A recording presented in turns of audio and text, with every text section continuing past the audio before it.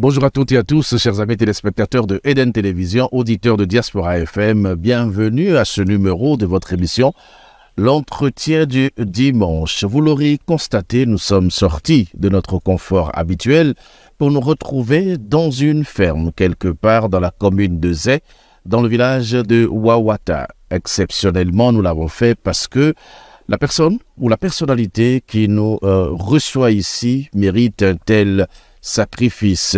Bientôt 70 ans d'âge, 45 ans de carrière, cela veut dire qu'il a exactement démarré à l'âge de 25 ans. Aujourd'hui, nous allons lui poser quelques questions sur son parcours, sur ses activités.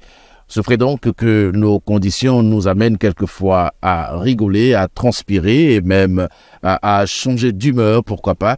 Eh bien, c'est le tournage de ce jour qui nécessite pareil sacrifice. Notre invité s'appelle Jean-Louis. Vous connaissez beaucoup de Jean-Louis, mais il faut préciser que lui, c'est Azé, Jean-Louis Azé, présentateur d'événements, maître de cérémonie. Il a beaucoup de casquettes et aujourd'hui, nous allons partager avec lui son parcours dans le milieu du showbiz, dans le milieu professionnel. Jean-Louis Azé, bonjour. Bonjour, mon cher ami et frère, donc Lamabalo, et collègue, parce qu'il faut le dire.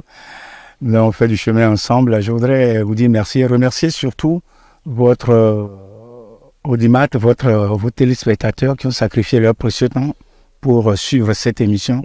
Et dire merci surtout à l'équipe, à la jeune et volontaire équipe qui assure les émissions ici à Eden TV. Merci de nous recevoir dans votre cadre. La première question qui me vient à l'esprit est celle de savoir pourquoi vous vous êtes retiré pour vous retrouver dans ce village Wawata. Ma source d'inspiration. C'est-à-dire? Et quand je me retrouve pas dans les bois de la ville, quand je me retrouve pas assez inspiré, quand je me dis mais je suis fatigué, il faut que j'aille me ressourcer, je me replie ici dans ma ferme. C'est à 40 km de Cotonou. Oui, mais il y a d'autres endroits. Pourquoi spécialement à Wawata? Pourquoi vous n'êtes pas allé vers Ouida, dans d'autres zones? Mon esprit est ici. Votre esprit ici? Mon esprit est ici parce que je me suis sérieusement investi ici et je suis en contact avec la nature à l'état sauvage. Je communie avec l'espace d'ici. Parce que tout ce que j'ai mis ici me recommande de revenir de temps en temps ici me ressourcer. Mais qu'est-ce que vous avez mis ici concrètement? Parlons-en. Qu'est-ce que vous avez investi ici dans ce village? Bon, disons que j'ai créé une ferme où je fais de l'élevage et de la plantage et des fruitiers. Donc, j'élève des porcs, j'élève des cabris, je fais des pondeuses, mais j'ai des fruitiers aussi derrière moi. Mais il est arrivé un moment où une maladie porcine est venue décimer le cheptel. J'ai perdu plus de 800 000 francs, donc j'ai laissé pratiquement ma peau ici. Donc je me dis, mais il faut recommencer, il faut revenir, il faut me ressourcer, il faut revenir, recommencer ce que j'ai commencé. Mais on ne savait pas, donc vous êtes aussi fermier. Oui, avant même que la leçon ne nous soit imposée par Covid. Oui. Parce que si je m'accrochais seulement au micro en ce moment-là, peut-être qu'aujourd'hui je serais en train de me chercher. Donc Dieu merci, ça a été une coïncidence. Je me suis déployé sur une autre activité. Et aujourd'hui, bon, si c'était pas la maladie qui avait venu décimer mon cheptel, je serais compté parmi les plus heureux. Mais est-ce que ça marche bien, la ferme? Est-ce que c'est une activité rentable? Oui, en temps normal, c'est une activité rentable, ça marche bien.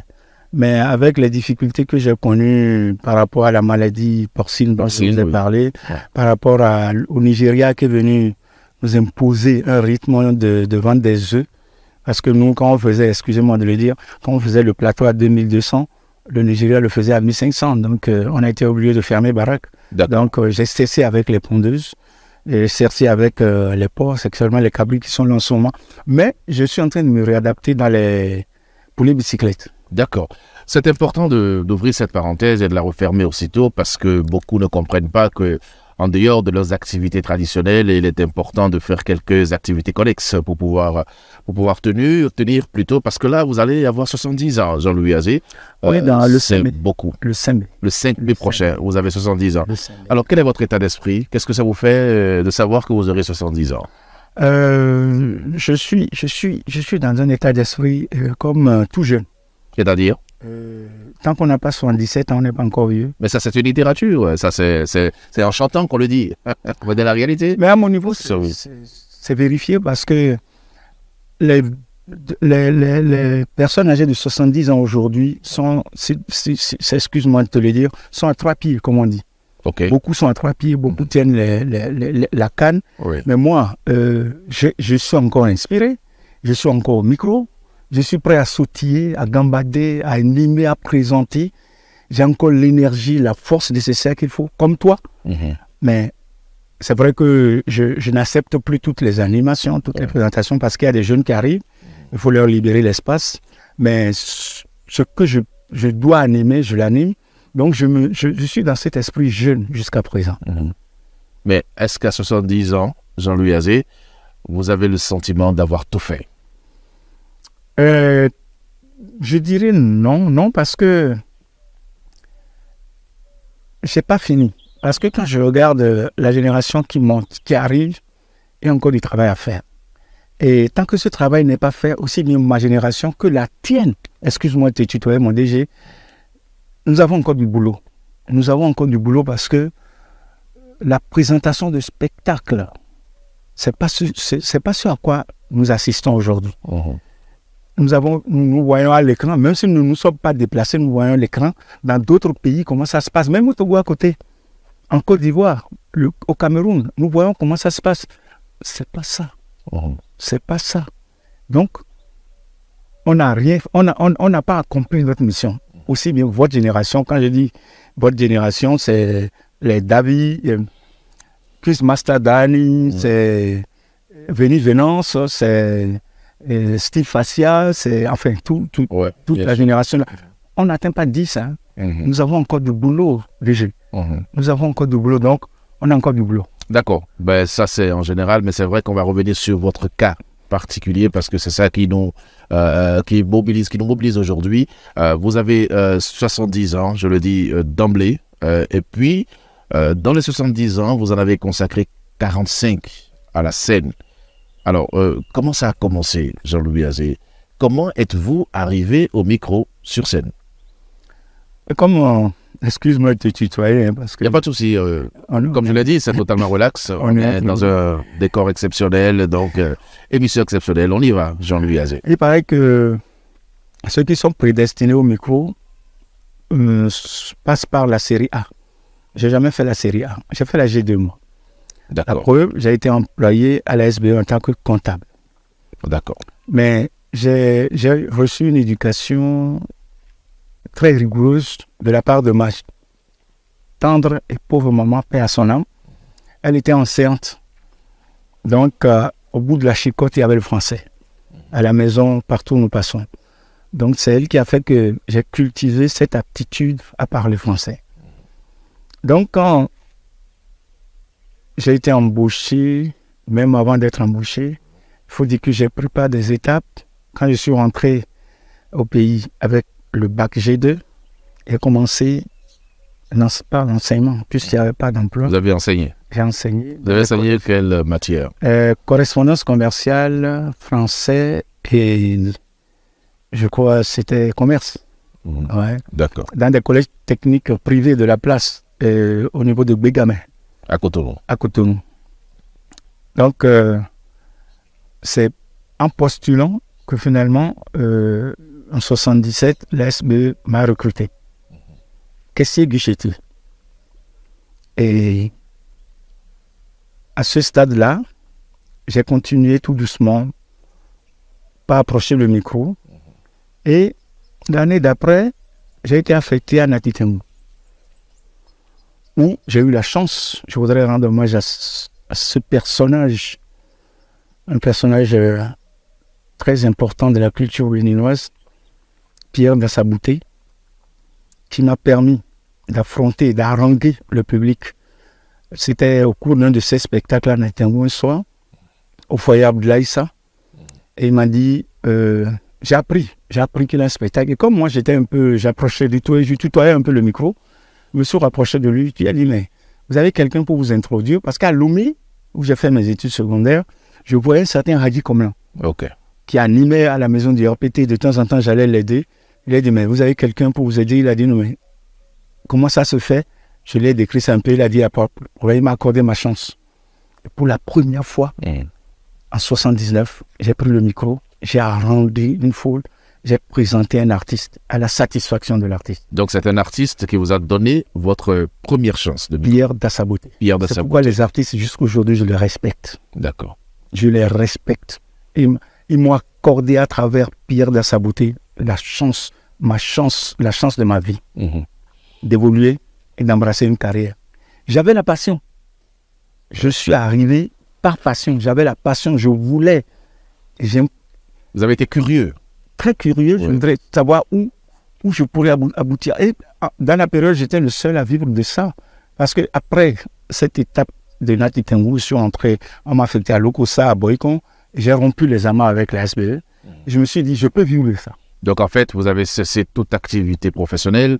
Enfin, quand je dis professionnelle, je veux dire au niveau de la SBE, pour vous adonner exclusivement à l'animation. Parce que j'ai dit à mon maman, tu m'as demandé d'aller prendre des diplômes. Voilà les diplômes.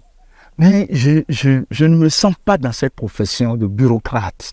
Tout le temps débit, crédit, actif, passif, bilan, des trucs comme ça. Non. Voilà tes diplômes. Laisse-moi m'envoler de mes propres ailes. Et c'était la grande bagarre. Mais j'ai réussi à me détacher. Il faut avouer que ce n'était pas facile au départ. Parce que vivre de ça, en ce moment, à cette époque-là. Oui. Mais vous étiez seul. J'étais seul. Il n'y avait pas de concurrence. Il n'y avait pas de concurrence. Donc à partir de ce moment-là, les marchés pleuvaient. Les marchés, lesquels? On a commencé par les cérémonies de remise de diplôme. Oui. Couture, coiffure. On est monté d'un cran. Les concerts scolaires, interscolaires. C'est là que j'ai croisé Steve Fassia.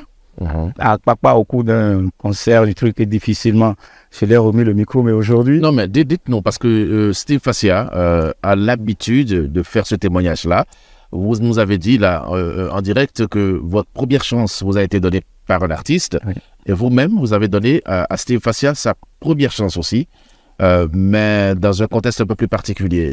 Oui, tout à fait, parce que quand j'étais arrivé le jour-là, sollicité par les autorités académiques du CG à Pakwassan, c'était à Pakwassan, et le jeune homme s'est approché de moi, m'a dit que c'est lui qui a l'habitude de faire ça, qu'il est habitué à la scène, au micro et tout.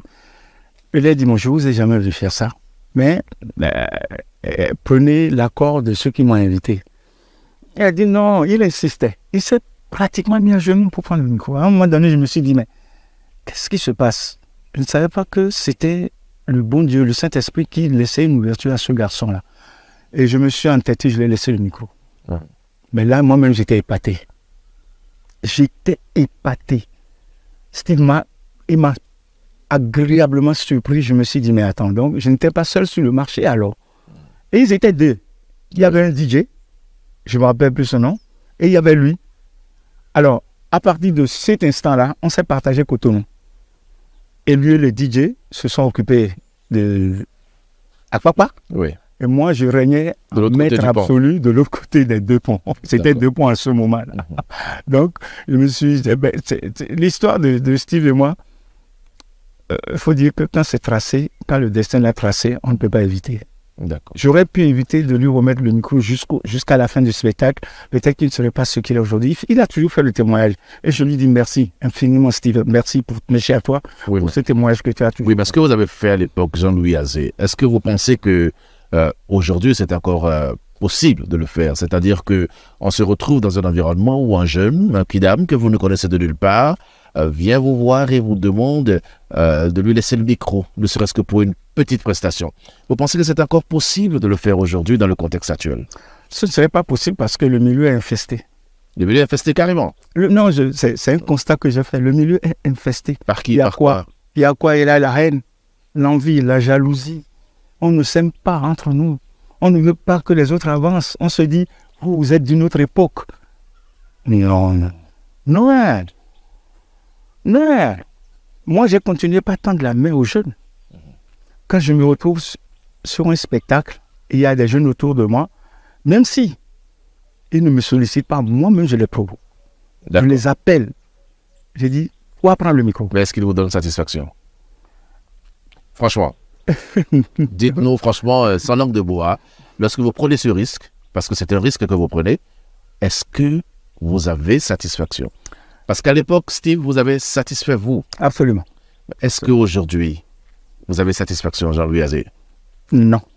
Non, parce que il faut laisser les jeunes aller à la formation. Parce que quand vous prenez le risque de laisser le micro à un jeune, dans un spectacle, dans un événement, où vous êtes MC ou présentateur, vous n'avez pas l'assurance d'être satisfait. Vous n'avez pas l'assurance que votre employeur, en griffe, soit satisfait. Mais vous prenez un risque. Et comme on dit, à vos risques et périls. Mais souvent, au bout du rouleau, c'est la déception. La déception parce qu'il leur manque les éléments basiques. C'est-à-dire, lesquels, par exemple? Quand vous laissez le micro à un jeune aujourd'hui, sa première préoccupation, c'est saluer le public, ce qui est tout à fait normal, mais c'est de commencer par raconter une blague qui ne cadre même pas avec l'événement. C'est tout sauf de la présentation, c'est tout sauf de l'animation. Alors ça m'amène à dire que il faut la professionnalisation, il faut la spécialisation. Est-ce que ce n'est pas un échec de vos 45 ans de scène? Est-ce que vous avez préparé les jeunes à cela? Oui, je l'ai fait parce que il y a beaucoup de jeunes qui sont sortis des ateliers de formation que j'ai organisés avec la complicité du ministère de la Culture. Entre-temps, j'ai eu à solliciter des experts de Côte d'Ivoire comme Zi Koulibaly, comme Georges Taï Benson 2 fois, comme mon patriarche qui a été ton employeur, Guy Papo, que je salue au passage ici. Bonsoir doyen, tous mes hommages, respect à vous. Mais il y a des jeunes qui sont venus à ces séminaires moi je ne parle même pas de formation, je dis mise à niveau. Mise à niveau pour leur permettre, parce que dès que tu as pris le micro une fois, tu as dit allô, je te considère comme présentateur, animateur. Ouais. Mais maintenant, il faudrait qu'on t'élève, qu'on t'envoie au niveau où tu dois être pour être un professionnel. Mais il y en a qui sont sortis de là les Stan Delors, les Soul to Soul, Dani, tout ça. Il y a beaucoup qui étaient à ces séminaires-là. C'est pourquoi quand vous constatez aujourd'hui qu'il y a des déviances, il y a certains de nous deux générations-là qui préfèrent ne plus se mêler de la chose et qui observent. Pour répondre à votre question aujourd'hui. Parce que si vous en arrivez à ce constat, Jean-Louis Azé, après 45 ans de scène, ça veut dire que la relève n'est pas assurée. Ça veut dire que vous n'avez pas préparé la relève. Ça veut dire que vous avez échoué. Bon, pas totalement, parce que j'ai fait l'effort. Le gouvernement m'a soutenu. Mais il manque, c'est un manque de volonté, un manque un manque d'ambition de la part de nos jeunes. Ils sont nombreux à vouloir faire le travail. Ils sont nombreux. Mais combien ont la capacité, combien ont la volonté vraiment? Parce que pour moi, à notre temps, vous qui te souviennent, à notre époque, c'était pas l'argent. C'était pas l'argent. La passion, la satisfaction du travail bien fait. Mais aujourd'hui, les jeunes, c'est d'abord l'argent. Vous invitez un jeune aujourd'hui à couvrir un événement, à présenter un événement, c'est combien le cachet? C'est la première question qu'il vous pose. Il ne devrait pas? Il ne devrait pas. Ah bon? Il ne devrait pas. Comment alors ils vivent de ce qu'ils font? Parce que quand on vous invite pour un événement, vous cherchez d'abord à connaître l'événement, l'espace dans lequel il va se passer. Combien de personnes vous attendez? Quels sont les éléments qui rentrent dans la composition? Quels sont les ingrédients qui rentrent dans la composition du chef? Et graduellement. Ça se passe où? Dans votre lieu de résidence, dans votre ville de résidence habituelle, ou bien vous êtes obligé de vous déplacer? Tout ça, c'est des éléments qu'il faut prendre en ligne de compte. Parce que vous, présentateur, animateur, en vous déplaçant, vous avez besoin d'une équipe derrière vous. Vous avez besoin d'un assistant. Vous avez besoin d'un assistant. Les jeunes ne pensent pas à ça aujourd'hui.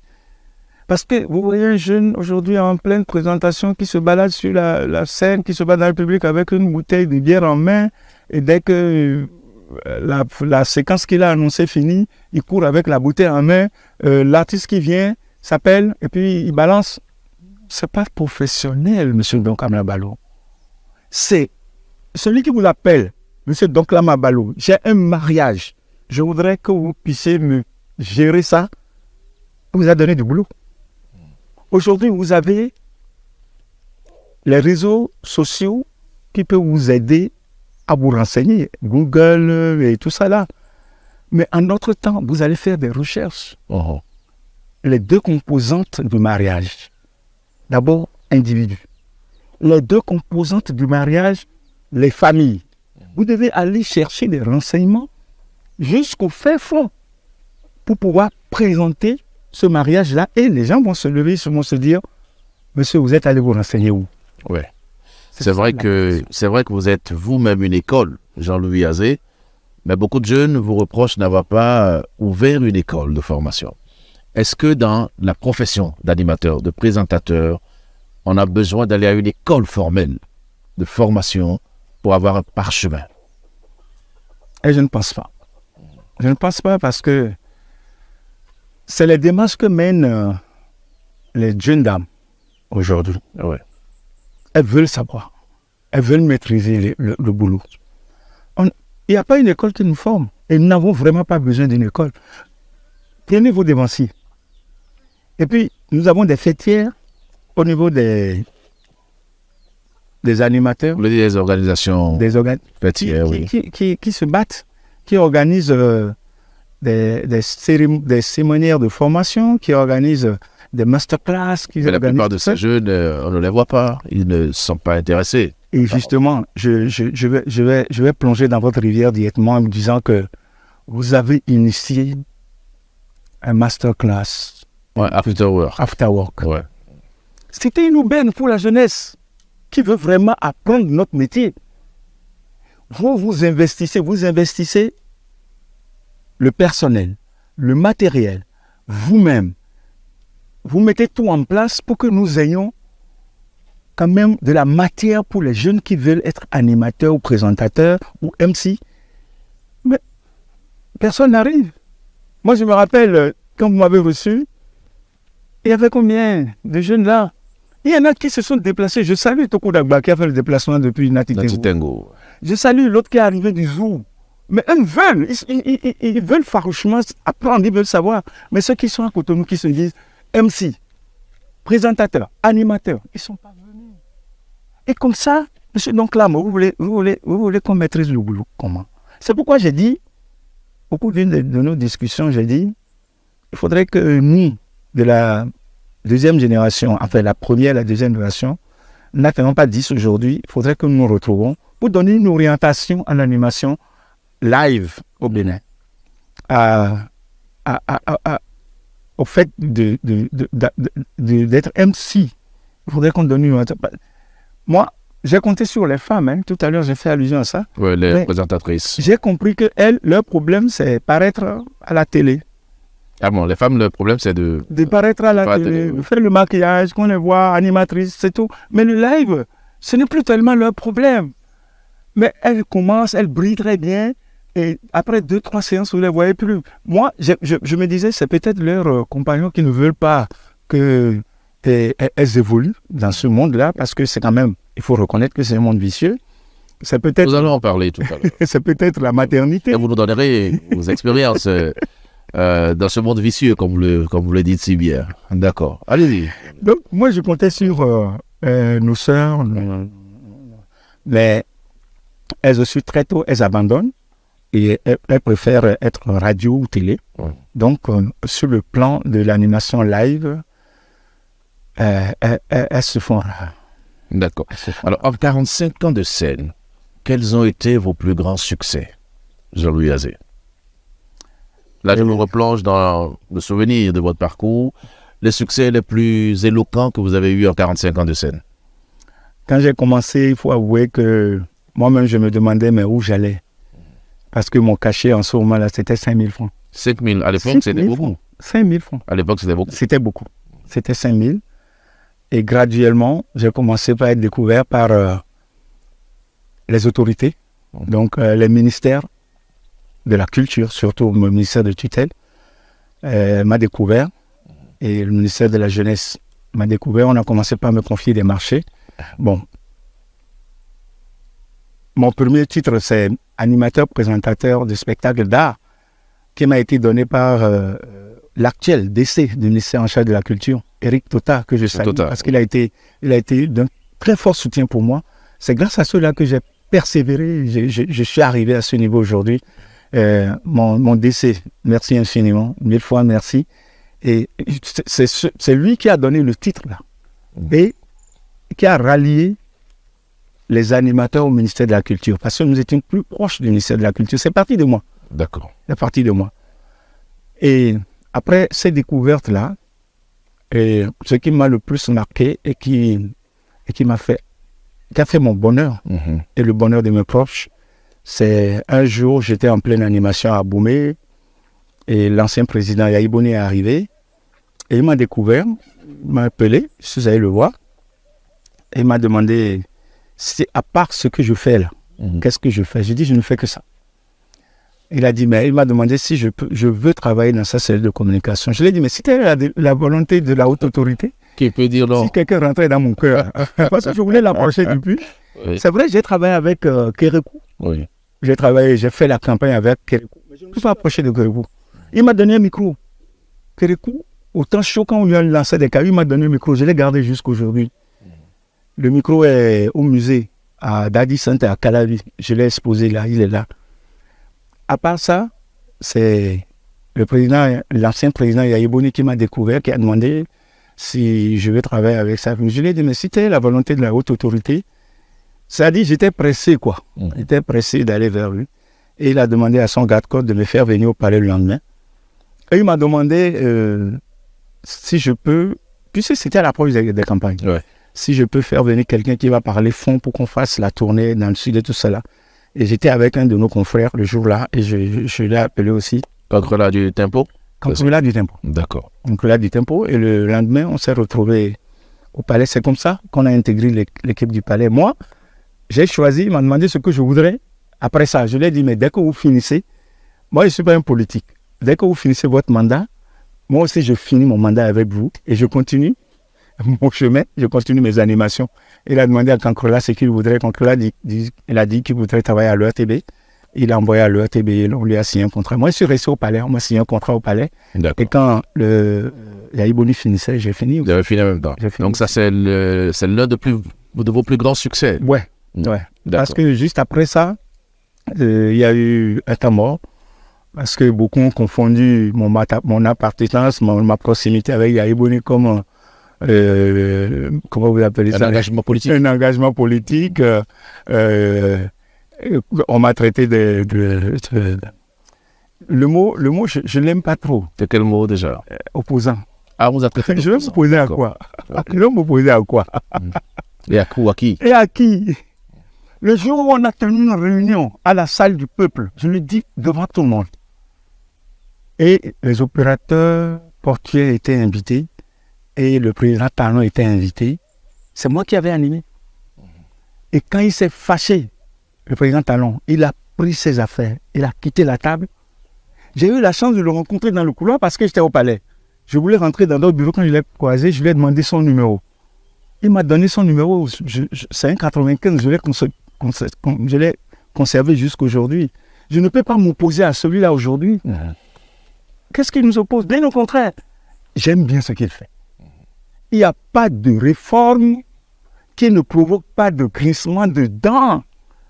Je me suis plaint à certains membres du gouvernement qui m'ont dit, mais Jean-Louis Azé, notamment le ministre Omeki, il m'a dit, mais nous, les autorités là, nous les patrons, est-ce que tu nous vois te traiter d'opposants? Non. C'est les jeunes qui nous entourent qui ne veulent pas te laisser venir vers nous. Clairement. Il m'a dit ça ouvertement. D'accord. Et c'est lui qui a laissé l'ouverture pour que je commence par animer des événements du gouvernement. Sinon, vous étiez pas. Non, j'étais out. Au point où j'avais peur. J'avais peur qu'on vienne me prendre en tant qu'opposant. Mais Dieu merci, le président Talon étant ce qu'il a bien équilibré, qui réfléchit, c'est pas moi, pas à moi de le juger, mais le Bénin, c'est que c'est quelqu'un qui réfléchit. Il ne peut pas s'en prendre à tout le monde. Moi, il dit, je lui suis redevable. D'accord. Je lui suis redevable. Mais quand vous parlez de vos succès, Jean-Louis Azé, vous ne parlez pas de vos succès auprès des femmes. Pourquoi est-ce que vous n'en parlez pas? Parce qu'il paraît que tous les maîtres de cérémonie, tous les animateurs ont du succès auprès des femmes. En 45 ans de scène, vous en avez connu certainement. J'ai dit, c'est difficile de trouver une réponse à la question. Mais c'est l'un des pièges. Pourquoi c'est un piège? C'est l'un des pièges pour l'animateur. Parce que quand vous avez du succès, c'est comme les chanteurs. C'est comme les boxeurs. Ceux qui ont la célébrité. Les boxeurs? Les boxeurs qui ont la célébrité. J'ai vu le boxeur de regrettée mémoire dont l'enfant, qui était avec Soweto. On était dans le même quartier pratiquement. J'ai vu comment les femmes couraient. C'est un piège. Les femmes, vous n'avez même pas besoin de courir après. C'est elles-mêmes qui viennent se donner à vous. Mais c'est à double tranche. Expliquez-nous, sauver les jeunes collègues qui sont peut-être dans ce cas. La femme qui s'offre facilement, comme on dit, dans un jardin, il y a des fleurs. Wagbemi là. Il faut les éviter. Il faut les éviter. Ne les repoussez pas. Non, bien au contraire, vous allez vous faire des ennemis. Parce que quand 1, 2, 3 femmes commencent par mal parler de vous, quelle que soit votre compétence, vous êtes rejeté. Laissez l'ouverture. Faites semblant d'évoluer avec elle. Est-ce que vous avez toujours fait? Je l'ai fait longtemps. Donc, vous faites semblant? J'ai fait semblant pendant longtemps. Mais j'ai été pris au piège. À quel moment? Aujourd'hui, je me retrouve polygame. C'était un piège. Donc, en fait, vous êtes laissé prendre au piège. Ah oui, je peux le dire ainsi. Vous avez manqué de vigilance, c'est ça? Non, parce que mon cœur, à un moment donné, a fléchi. Parce que j'avais fait un choix. Et à cause de certaines difficultés, à cause de l'incompatibilité d'humeur, j'ai eu une faiblesse. J'ai laissé l'ouverture à une autre qui est rentrée dedans. Une autre ou plusieurs autres? Une autre. Ah bon? Aujourd'hui, je suis polygame, j'ai 2 femmes. 2 seulement? Avec T, à la fin. D'accord. Parce que à un moment donné, les gens disaient que chaque fois que vous passez dans un coin, vous laissez des empreintes. Dès que vous êtes une célébrité, oui, on raconte tout ce que vous veut de vous. Hein. On vous donne tous les titres. Celui qui se rapproche de vous a la vérité. Mais moi, on m'a dit dans tous les départements, il y a des enfants. Oui, justement, on a appris ça, c'est vrai. On m'a dit dans tous Vous avez des enfants dans tous les départements? On m'a dit dans tous les départements. C'est l'animation qui a amené ça?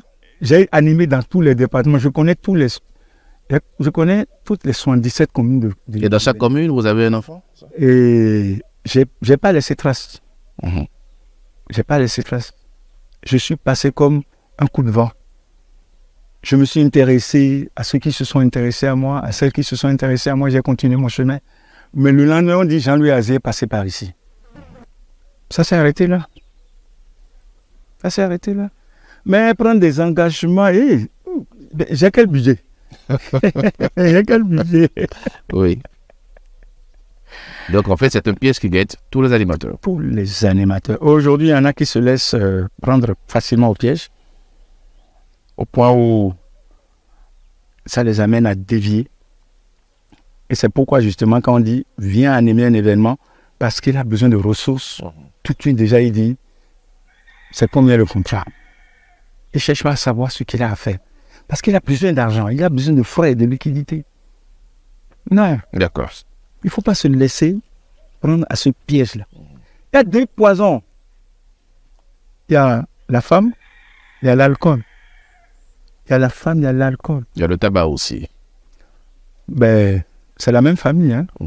Moi, je classe tout ça là dans la même famille. D'accord. Il y en a qui ont commencé et qui ont brillé et qui ont été obligés de laisser tomber aujourd'hui parce que le tabac, l'alcool, ça a pris alors que quand vous voulez être un professionnel, la voix a des totems, la voix a... Il y a des totems. Ouais. Pour faire savoir. D'accord. Alors, vous n'avez pas connu que des succès dans votre carrière. Si vous voulez, je peux dire dans votre jeune carrière, même si c'est 45 ans, Ah oui. vous n'avez pas connu que des succès, vous avez eu des moments de regret, des échecs. Aujourd'hui, quand vous revisitez tout ça, Jean-Louis Azé, quels sont les plus grands moments de tristesse que vous avez connus dans votre carrière professionnelle? Il y en a beaucoup, mais je vais vous en citer quelques-uns. Et ce qui me saute tout de suite à l'esprit, c'était l'accident avec Miguelito Père en 88, le 16 février plus précisément, à Agon, au Agon, où on partait dans le nord pour une tournée. Et on avait fait la même tournée l'année d'avant. Et en 88, on a voulu récidiver avec le même véhicule, le même chauffeur. Mais il y a eu un éclatement de pneus. On a fait des tonneaux. On a perdu 3 musiciens. C'était avec le Black Santiago, Ignace de Souza, le chef d'orchestre, qu'on appelait Chichi. Et Gilles Omer Bertin Toforosu, alias Miguelito Père, comme le petit est en train de prendre de l'ascendance aujourd'hui, ou mieux préciser Miguelito Père. Et puis Médéric de Ludwig Eric, un jeune trompettiste qui avait commencé fraîchement, et qui est aussi décédé dans cet accident. Ça m'a marqué. Je leur rends un hommage bien mérité aujourd'hui. Je profite de cette émission pour dire reposez en paix. À part ça, je me rappelle bien les coups bas qu'on se faisait entre nous. Ça ne manque pas, ça, toujours. Oui. Mais les risques du métier, ils sont énormes. Des concerts qui ne commencent pas à l'heure. Je me rappelle un concert, Jess Abien Pitawan, au Palais des Sports à Cotonou. On a fait le spectacle vendredi à Cotonou. C'était avec les tambours, les frères Adjibi. On a fait le concert vendredi, c'était une réussite. Full tank. Le samedi, on est allé à Lomé produire le même spectacle. Mais comme les frères Adjibi avaient vu que ça portait le vendredi, ils ont récidivé, ils ont voulu qu'on reprenne le dimanche à matinée. On est revenu à Cotonou, toujours au Palais des Sports, pour reprendre le même spectacle. Et à 16h, 17h, 18h, 19h, l'animateur, le principe premier, c'est la ponctualité. Donc à l'heure, moi j'étais là. Et l'heure s'égrenait jusqu'à 20h. Ils étaient dans la cour en train de discuter le cachet. Et moi, j'avais l'obligation d'aller de temps en temps au micro, calmer la foule, l'assistance qui se surchauffait. Mais à un moment donné, le public n'en pouvait plus. Le public était à bout de patience. Et je suis venu encore une fois au micro juste pour dire patientez, ça va. J'entends un bruit J'étais juste devant la grosse caisse, la batterie là. Et j'ai entendu un flop. C'est une bouteille de bière qu'ils ont envoyée qui a traversé. Heureusement que ça ne m'a pas atteint. Et quand j'ai disparu là, je suis allé me cacher. À l'entrée des artistes, il y avait des fleurs. Je suis allé me coucher dedans. En ce moment-là, j'avais une moto Roadmaster. J'étais couché là. Et quand la foule surchauffait, c'était pas moi l'organisateur, moi j'étais animateur. Donc toute la responsabilité me tombait dessus. Donc quand il sortait, tout hargneux, tout ça, là, il disait, oui, les Jean-Louis Azé là, oui, c'est celui qui nous a monté. J'étais caché là, je ne pouvais pas soulever la tête. Et c'est à partir de ce spectacle qu'on a interdit les bouteilles dans les centres de spectacle. Il y a un autre spectacle au Hall des Arts. Là, il y avait même 2 spectacles interscolaires. Moi, je ne suis pas membre du jury. Je présente le spectacle, le résultat tombe, CGB Gamé n'était pas d'accord. Et les élèves du CGB Gamé voulaient me frapper. Ce n'est pas moi qui ai pris. En ce moment-là, quand ils finissent, c'est l'animateur qui proclame les résultats. Oui. C'est à partir de ce moment-là que nous, on a dit on présente tous les résultats, et vous-même prenez vos responsabilités. Deuxième spectacle, il y avait un gars qui était très célèbre, un Nigérian, Samarakuru. Oui. C'était notre frère Kaldi Mandja qui avait organisé le spectacle. Samarakuru était annoncé à grande pompe. Hein, et on a marqué un kidam qui a porté, parce qu'il faisait dreadlock. Oui. Qui a porté dreadlock et hop, je l'annonce, il monte sur la scène.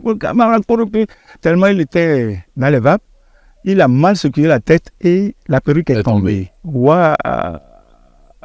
Le public s'est rendu compte que c'était pas lui. Il faut me chercher. C'est moi on cherche. comme si c'était moi l'organisateur. Heureusement que j'habitais pas loin de là, j'étais au CSP, voilà le rôle des arts. J'ai laissé ma moto, quelqu'un d'autre m'a pris une route, je suis rentré chez moi. Donc c'est le risque du métier. Et on ne peut pas endosser les responsabilités. Le spectacle de Zangweta, toujours au palais des congrès, au palais des sports. Il y a un groupe de Zangweta qui a commis une maladresse et puis le secret a failli être dehors. Et c'est un serpent qui est sorti et qui est rentré dans le public. C'était Henri Lagouéji Khessou, je me rappelle bien, qui était président du jury. Quand on s'est retrouvé, parce qu'il y avait des chicanes pour limiter l'espace d'expression des Zangweta. Quand je me suis retrouvé, parce que Henri Khessou, en tant que président du jury, avait 3 pièces, couleur blanche. Quand moi, je me suis débrouillé pour me retrouver dehors à l'entrée, je l'ai vu à côté de moi. Il a dit qu'il ira lui chercher la 3e pièce de sa tenue. Je dis là, il faut chercher. Les gens nous cherchaient à l'intérieur. Donc, c'est le risque auquel on est exposé. Ouais. Mais jusqu'aujourd'hui, on n'a pas encore trouvé solution. Mais, ce qui marque le public et qui aujourd'hui est d'actualité, c'est le passage de Koffi Olomide il y a 20 ans. Ça fait 20 ans exactement. Il annonce déjà qu'il revient à Cotonou bientôt. J'ai lu ça sur les réseaux sociaux. Oui. Koffi Olomide était annoncé, c'était Agbale Magloire qui organisait le spectacle. Et on était 4 animateurs dessus. Il y avait moi, il y avait Kankola du Tempo, il y avait Danny Vodji et puis il y avait un jeune de golf. Et le jour-là, il y avait compétition d'athlétisme au niveau international, sur le plan africain. Et c'était, paix à son âme, le ministre Mocho Théophile, qui était ministre de la Jeunesse et des Sports. Et on avait une autorité qui avait perdu un parent en Atitengou, et toutes les autorités qui pouvaient prendre des décisions étaient en Atitengou. Mais pendant que se déroulait la compétition d'athlétisme sur le stade, le matériel était déjà là, mais on ne pouvait pas faire le câblage. Donc ils sont obligés d'attendre, les autorités étaient obligés d'attendre. Et quand on avait l'autorisation depuis Natitengou, finalement, c'était autour de 13 heures. Il faut au moins 24 heures pour faire le câblage et sortir le son. Et on était à 13 heures, à 20 heures du spectacle. C'était plus. Donc ils se sont forcés. En ce moment-là, il y avait des rangs qui s'étaient déjà formés. Quand on prenait la route de Zobo, après la boulangerie de Zobo, là, il y avait un rang. De l'autre côté, il y avait un rang. Donc le public était pressé d'arriver. Donc j'étais avec le commandant Zilo face à l'espace du drame même. Et les gens se poussaient. Les gens se poussaient. On se disait, mais attention, ces gens-là, regardez la hauteur. Ils vont se faire mal. C'est le commandant qui dit, va prendre le micro et demande-leur de patienter. Ouais. Et boum, un parmi nous, que je ne vais pas nommer ici, est allé prendre le micro, il a dit, avancez, avancez. Il a fait le contraire. C'est là la catastrophe est née. Ben, il a répondu devant la justice. Et je crois que cette histoire, elle est classée. Et justement, Koffi n'était pas encore arrivé sur le terrain. C'est son orchestre qui était là. Et quand il veut commencer, il commence par Seben. Quand ils ont lancé le Seben, c'est là que Magloire demandait qu'on aille le chercher. Parce que ce qui se passe là, c'est grave. Les sapeurs-pompiers étaient déjà à pied d'œuvre en train d'évacuer les blessés et tout ça là. Et on est allé le chercher. Quand il est monté, Agbale lui a dit attention, présente tes condoléances, il y a eu des décès. Il a dit non. Il y a eu des décès à cause de lui. Il a bloqué le Seben. Il a présenté ses condoléances. Il a dit à cause de lui, il a eu des morts à Cotonou et qu'il présente vraiment ses sincères condoléances, mais qu'il ne pourra pas faire le spectacle. Et il est retourné à son hôtel. Il n'a pas fait le spectacle le jour-là. Ouais. Et les musiciens sont partis, donc on s'est éparpillé. Ça m'a marqué. Donc en fait, vous dédouanez Koffi Olomide, totalement. Absolument. Absolument. J'étais témoin, j'étais l'animateur lead. C'est moi qui devais prendre les initiatives, avancer, n'avancer pas, et faites ça. Nous, on était en train de suivre le câblage. Et quand, boum, mon confrère, il est allé prendre le micro, il a demandé qu'on avance, et puis ce qui devait arriver arriva. C'était ça. D'accord. Donc ça, ce sont des choses qui vous ont marqué durant votre carrière. Ouais. Jean-Louis Azé, nous allons peut-être aborder un autre pan de cette discussion que nous avons. C'est surtout vos projets maintenant. Maintenant que vous avez 70 ans, maintenant que vous avez 45 ans de scène, quels sont vos projets sur les années à venir? Est-ce que vous en avez concrètement? Oui, continuer par assouvir ma passion, l'animation. Donc en fait, vous voulez dire clairement que vous allez continuer à animer? À animer. Sans aucun problème, jusqu'à la fin de vos jours. L'animateur, il finit quand le souffle lui est arraché. D'accord. Donc, toujours. Maintenant, faire revivre cet espace. Votre espace... Parce que je manque, il faut le dire ouvertement devant votre caméra, je manque de force pour faire revivre cette maison. C'était toute ma fortune en fait. Mais avec les aléas, virus qui est rentré dans le cheptel porcin, et les œufs qui ont perdu leur valeur et tout, même que les fruitiers, j'arrive plus à leur donner l'engrais qu'il faut, je manque sérieusement de moyens. Donc, mon souci, mon gros souci aujourd'hui, c'est passer par votre canal pour demander qu'on me soutienne. De quoi avez-vous besoin concrètement? Vous allez toujours profiter de notre canal pour le dire, concrètement. Je voudrais faire d'ici un centre de loisirs, un centre culturel. Dans la zone, il n'y en a pas. J'ai créé ici, je veux créer un podium, c'est-à-dire je laisse la nature à l'état sauvage et je crée un centre culturel, un centre de spectacle, un centre d'attraction, une auberge, que ce soit où on pourra aller se ressourcer. Le week-end, vous voulez vous amuser, vous avez la restauration, vous avez le bar, vous avez où écouter la musique, je voudrais consacrer cet espace à ça. Donc ceux qui vont m'apporter leur soutien sont les bienvenus. Ou alors, pas forcément de soutien, ceux qui veulent un partenariat. Je ne peux pas vouloir que ce soit dans un sens. Ceux qui veulent peuvent me contacter, je vais les amener sur le site, ils vont voir un peu ce que c'est et voir dans quelle forme on peut être en partenariat, comment est-ce qu'on peut se mettre ensemble pour faire vivre cet espace. Donc en fait, c'est votre projet le plus important. C'est le plus important. C'est le projet de mes vieux jours. D'accord. Donc vous avez plus de 77 ans. Ok, d'accord. On vous le souhaite d'ailleurs vivement. Est-ce que ça veut dire que sur le plan professionnel, pour les jeunes qui vous suivent, les jeunes qui vous écoutent, les jeunes qui vous prennent pour un modèle, vous n'avez pas un projet? Le centre de formation est ici. D'accord. Donc en même temps que c'est développé, oui, les jeunes auront... C'est même mieux que je développe ça pour qu'eux aussi ils en bénéficient. Parce qu'il est prévu un centre de formation. Le plan est là. Il est prévu un centre de formation. Et puis, non seulement sur le plan de l'animation seulement, mais sur le plan de l'agriculture. L'espace est là. D'accord. Et aujourd'hui, Covid nous a amené à cette solution. Il faut avoir une seconde corde à son arc. Donc ici, vous avez le micro et vous avez aussi la ouelle et la daba. Donc à l'attention de tous ceux qui souhaiteraient apporter une aide de quelque nature que ce soit à Jean-Louis Azé pour développer son projet culturel, faites-le, c'est important de le faire. Et puis si vous voulez également fêter l'anniversaire avec lui, comment vous voulez fêter votre anniversaire? 70 ans, ça ne va quand même pas passer inaperçu, Jean-Louis Azé. En principe, je devais rester les bras croisés, laisser les acteurs culturels décider. Pourquoi? Ah non, parce que c'est à eux de prendre le relais maintenant. Oui, mais c'est vous qui avez 70 ans s'ils ne décident pas. Bon, je croise les bras, je les regarde. S'ils seront à l'aise, ça fait le problème. En fait, vous jetez la balle dans leur camp, c'est ça? J'ai dit les animateurs, vous animateurs, vous acteurs culturels, vous promoteurs culturels. Je suis sur 3 chaises, vous savez. Le 5 mai prochain, je fête mes 70 ans d'âge et mes 45 ans de carrière. Faites de cette journée ce que vous voulez. Je suis là pour subir. Mais là, vous les mettez devant un cas de conscience. C'est un cas de conscience, Jean-Louis Azé. Je suis là pour subir. Parce que si vous m'aimez vraiment, si vous voulez vraiment que je sois gravé dans vos cœurs, dans vos esprits, même pour me donner rendez-vous sur cette ferme, on va faire la fête. Ça veut dire que s'ils ne font rien, ils ne vous aiment pas, c'est ça? Bon, je ne peux pas dire ça, mais il faudrait qu'ils me prouvent leur amour. Qu'ils prouvent leur amour à leur métier. Parce que ce métier, c'est moi qui suis le porteur. Si vous êtes aujourd'hui animateur, c'est parce que vous avez voulu imiter quelqu'un qui s'est inspiré de moi.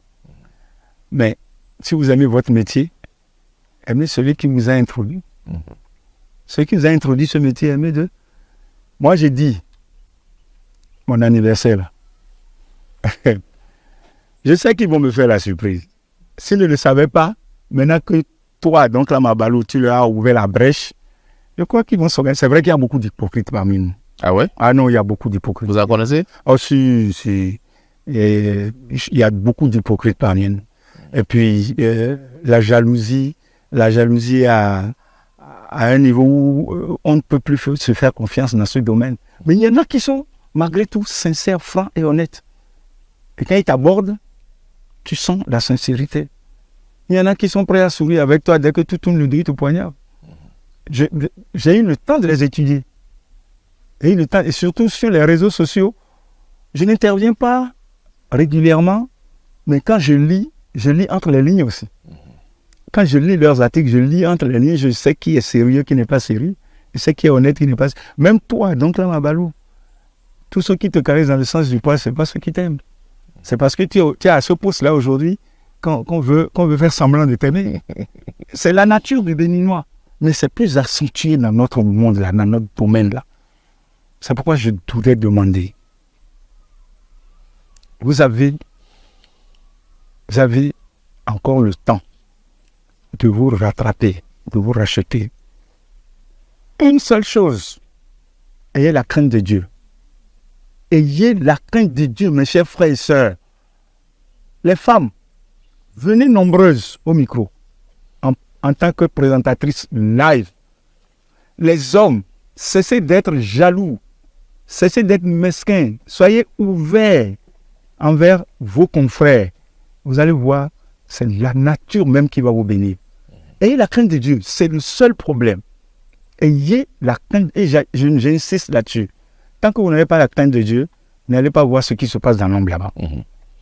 Jean-Louis Azé, merci pour cet entretien. Nous allons vous laisser le soin maintenant de conclure les 52 minutes. Passez chez vous, dans votre ferme, dans la commune de Zé, dans le village de Wawata. Regardez droit dans votre caméra et faites la conclusion.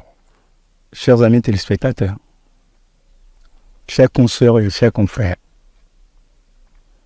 c'est vrai, 52 minutes, c'est peu, mais c'est beaucoup. C'est peu parce qu'on ne pourra pas tout dire en 52 minutes. Mais on a quand même potassé l'essentiel. Restons unis. Soyons unis. Soyons professionnels. Sauvons ce métier qui est en train d'aller dans tous les sens. Sauvons ce métier. Ça peut nourrir son homme.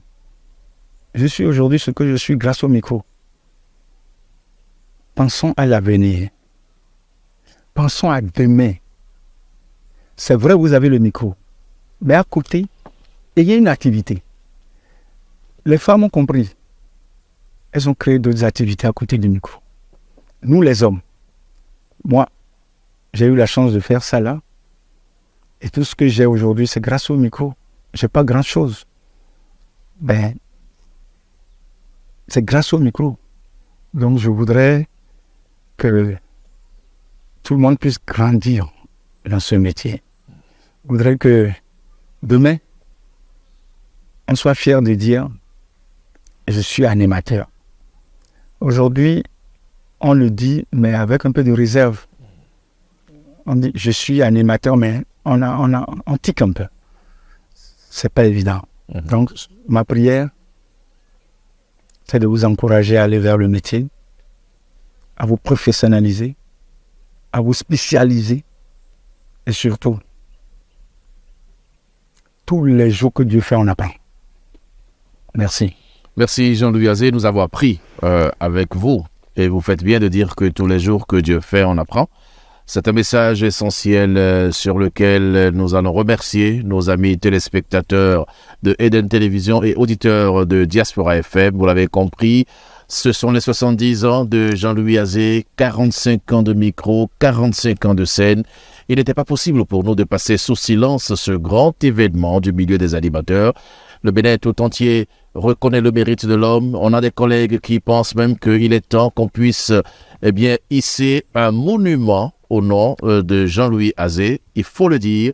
Et si c'est possible, Jean-Louis, on peut le faire ici à Wawata, puisque c'est chez vous. Pourquoi pas? Pourquoi pas? Mais c'est un énorme plaisir pour nous de vous avoir reçu et d'avoir partagé cette expérience avec vous. Merci, mesdames et messieurs. Dimanche prochain, nous allons nous retrouver certainement pour un autre numéro de cette émission, si Dieu le veut, et avec un autre invité. Prenez beaucoup de plaisir à notre compagnie. C'était l'entretien du dimanche à Wawata. Retenez le nom du village. Je peux renouveler mes remerciements à l'équipe. Oui, allez-y, il n'y a pas de souci. À toi, donc là, Mabalo, à l'équipe, parce que ce que vous faites, vous permettez à ceux qui sont dans l'ombre d'avoir des faisceaux de lumière sur eux. Et aujourd'hui, beaucoup, à partir de cette émission, sont découverts, sont compris et sont connus. Merci. Merci à toute l'équipe. Merci à la chaîne Eden TV. À dimanche prochain.